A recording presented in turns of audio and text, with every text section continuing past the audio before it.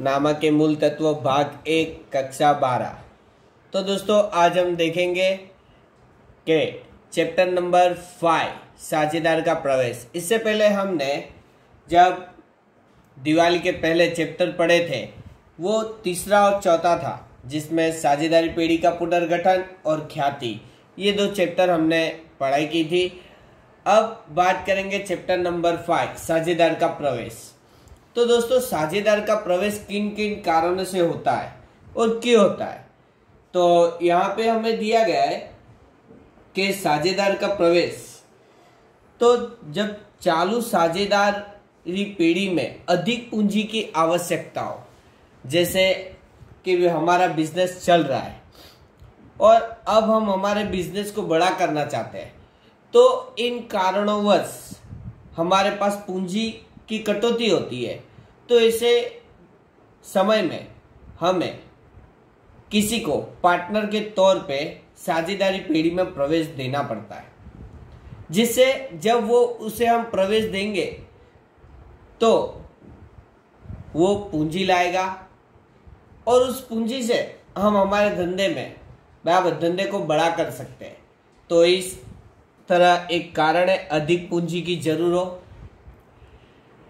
Next है दोस्तों, जब चालू साझेदारी पेढ़ी में अधिक संचालकीय शक्ति की आवश्यकता हो, जैसे कि दोस्तों हमारे धंधे में अगर हमें और भी संचालन करने वाले व्यक्ति चाहिए हो, तो ऐसे समय में हमें किसी को भी साझेदारी पेढ़ी में यानी हमारे धंधा की योग्य हो, ऐसे व्यक्ति को हम साझेदारी पेढ़ी में प्रवेश देंगे। जैसे कि वो व्यक्ति हमारे धंधे के लिए हित योग्य हो, हमारे धंधे को चला सकता हो, बराबर हमारे धंधे में संचालकीय शक्ति पूरी कर सकता हो, तो ऐसे समय में हम साझेदारी पेढ़ी में ऐसे व्यक्ति को हम प्रवेश दे सकते हैं।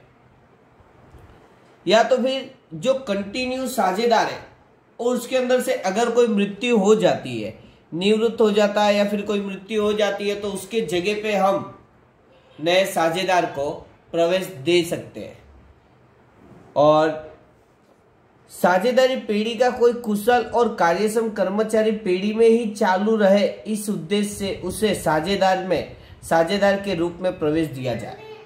जैसे कि कई बार ऐसा होता है कि हम अपना बिजनेस करते रहते हैं, तब हमारे पास कोई कर्मचारी होता है कि वो कर्मचारी इतना उत्सुक होता है और इतना कुशल कर्मचारी होता है कि अगर हम बिजनेस पे ना भी हो ना, तो भी वो कर्मचारी पूरा बिजनेस हमारा हैंडल कर लेता है, यानी हमारे धंधे को चला लेता है। तो ऐसे कर्मचारी को हम पार्टनर के तौर पे रख सकते हैं। क्यों? क्योंकि वो हमारे धंधे के बारे में हर कोई चीज जानता है, बराबर है, तो उसे हम साझेदारी पेढ़ी में प्रवेश दे सकते हैं। और लास्ट कारण है साझेदारी पेढ़ी में धंधे में जोखिमों के वितरण के लिए। तो जोखिमों के वितरण में ऐसे होता है दोस्तों कि जब कोई एक ही व्यक्ति पेढ़ी चलाता है, तो ऐसे समय में अब धंधे में अगर पूंजी लानी हो तो उसे पूरी पूंजी एक ही व्यक्ति को लानी पड़ती है। और अगर जब पार्टनर्स हो तो पूंजी भी बंटवारा हो जाती है कि आधी वो लाएगा आधी ये लाएगा, बराबर है। और उसके आगे जब साझेदारी पेढ़ी में लाभ हो तो भी उन दोनों के बीच में बांटा जाएगा, और नुकसान हो तो भी जोखिम का बंटवारा होगा साझेदारी पेढ़ी में। लेकिन जब कोई एक ही इंसान बिजनेस चलाता है तो पूरा जोखिम का बोझ उसके ऊपर आ जाएगा। तो ऐसे समय में पेढ़ी बंद भी हो सकती है। लेकिन जब पेढ़ी में साझेदारी पेढ़ी होती है, तो ऐसे समय में पेढ़ी में जब पार्टनर्स होते हैं तो जोखिम का भी बंटवारा हो जाता है। तो इन 5 कारणवश हम साझेदारी पेढ़ी में व्यक्तियों को प्रवेश देते हैं। तो जैसे हमने यहाँ पे साझेदारी पेढ़ी में अगर मान लो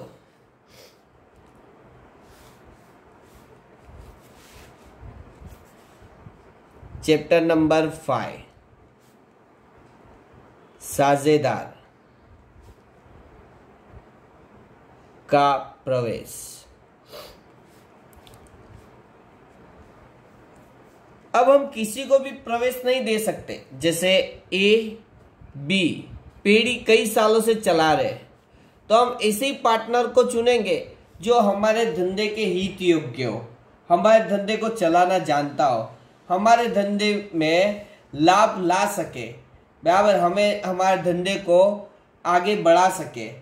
तो ऐसे ही किसी इंसान को हम भागीदारी यानी साझेदारी पेढ़ी में प्रवेश देंगे। साझेदारी पेढ़ी में प्रवेश ऐसे ही नहीं मिलेगा इसे, तो उस सबसे पहले हम इसको पूंजी, इससे भी पूंजी लाने पड़ेगी, क्योंकि जब साझेदारी पेढ़ी स्टार्ट हुई थी तब इन दोनों ने भी पूंजी लाई थी, तब जाके इन दोनों ने अपनी पेढ़ी स्टार्ट की थी। तो अगर हम किसी साझेदार को पेढ़ी में प्रवेश देते हैं तो वो अपनी पूंजी लाएगा, सही है। अब उसके बाद ये होगा कि इतने सालों से इन लोगों ने अपना धंधा जमा के रखा है और धंधे की प्रतिष्ठा भी खड़ी की है, तो सिर्फ पूंजी लाएगा इतना काफी नहीं है, इतना काफी नहीं है। अब देखो होता क्या है यहाँ पे कि सी को भी ख्याति की रकम यानी धंधे की प्रतिष्ठा की कीमत चुकानी होगी। किसको? ए और बी को। अब देखो इसमें रीजन क्या है, तो जब ए और बी इतने सालों से अपना धंधा चला रहे, उन्होंने अपनी प्रतिष्ठा खड़ी की है, बराबर है। अब सी को प्रवेश देंगे। अब हमारी पीढ़ी में भी कोई भी किसी भी तरह से ऐसे ही पार्टनर नहीं बन जाएगा। जब हमारे पीढ़ी में लाभ होता हो, हमारी पीढ़ी अच्छी चलती हो, तभी वो इंसान हमारी पीढ़ी में पार्टनरशिप करने के लिए तैयार होगा। मैं आप ही से सवाल पूछता हूँ, क्या आप किसी भी पीढ़ी में पार्टनरशिप करने के लिए तैयार हो गए? तो सबसे पहले तो आप ये सोचोगे कि वो पीढ़ी प्रॉफिट करती है या लॉस करती है। अगर प्रॉफिट करती है तो आप पार्टनरशिप करने के लिए तैयार होगी। क्यों? क्योंकि भविष्य में आपको प्रॉफिट मिल जाएगा, बराबर है। लेकिन इसे देखने जाए तो साझेदारी पीढ़ी में, बराबर, अगर लॉस होता है तो आप उस पीढ़ी में पार्टनरशिप करने के लिए बिल्कुल भी तैयार नहीं होगे। रीजन क्या होगा? रीजन क्या होगा? तो यही रीजन होगा कि साझेदारी पीढ़ी में अगर कोई भी इंसान लॉस वाली कंपनी में कभी भी कोई भी इंसान पार्टनरशिप करने के लिए तैयार नहीं हुआ, क्योंकि उसको भविष्य में भी लॉस ही मिलेगा। ये सोच के, ये डर से वो पार्टनरशिप नहीं करेगा।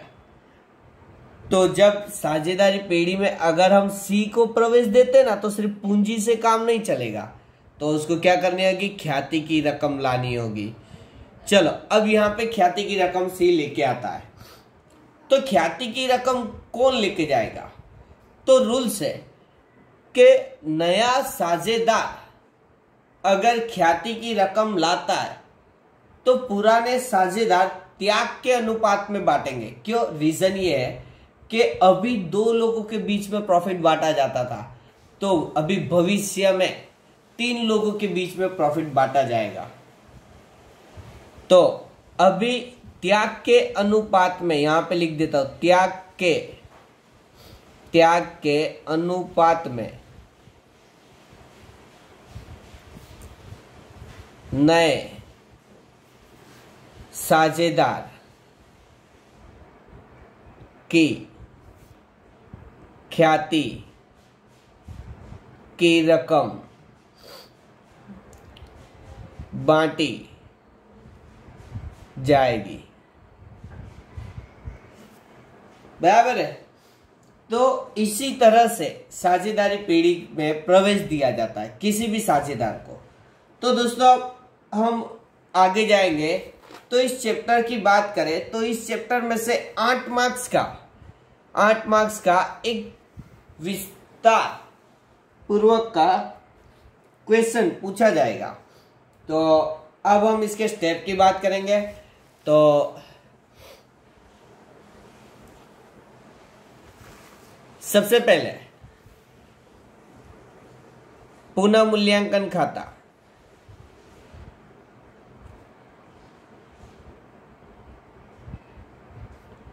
खाता तैयार करेंगे।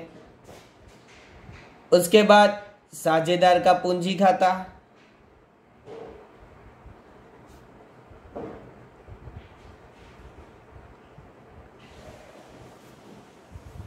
उसके बाद रोकड़ ऑब्लिक बैंक खाता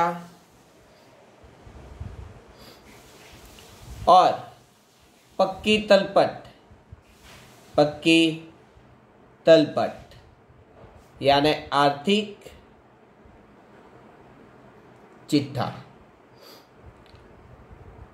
तो दोस्तों हम पहले इतने 3 खाते और एक पत्रक तैयार करेंगे। उसके बाद साझेदार यानी पुराने आर्थिक चिट्ठा में से पुराने आर्थिक चिट्ठा में से पूंजी यानी साझेदारों की पूंजी अनामत और अनामत संबंधित समायोजन की एंट्रियां देंगे। उसके बाद पुरानी ख्याति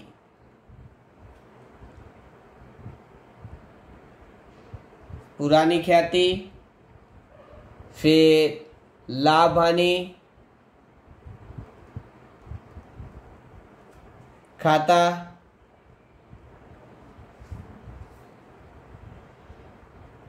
और अवास्तविक संपत्तियां साझेदारों के बीच में बांट दी जाएंगी। संपत्तियां साझेदारों के बीच में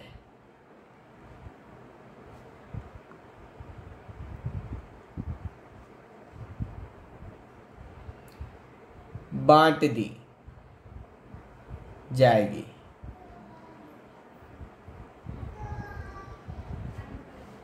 तो यहां पे संपत्तियां नहीं पर लेकिन कौन सी संपत्तियां? अवास्तविक संपत्तियां।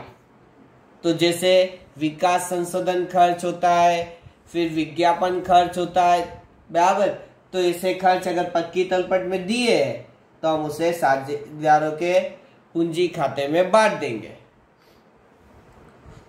अब बात करेंगे सेकंड पॉइंट की, और पुराने पक्की तलपट में से और एक चीज ले लेंगे यहाँ पे, बैंक शिल्लक यानी बैंक शेष या तो फिर रोकड़ शेष।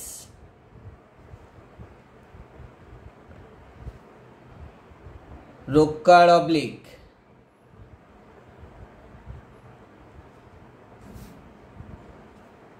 बैंक खाते में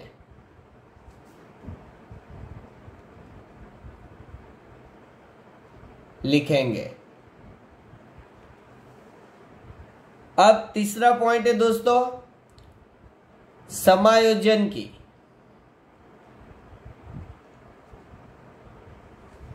दो एंट्रियां देंगे।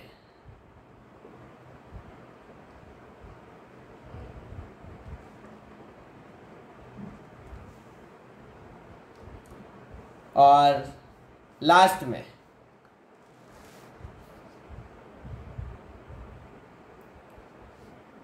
पुराने आर्थिक चिट्ठा में जिस संपत्तियां या तो किसी दायित्व पे समायोजन न हो तो हम पक्की तलपट यानी आर्थिक चिट्ठा में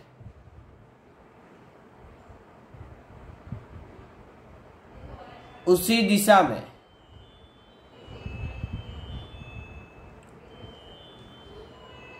एक बार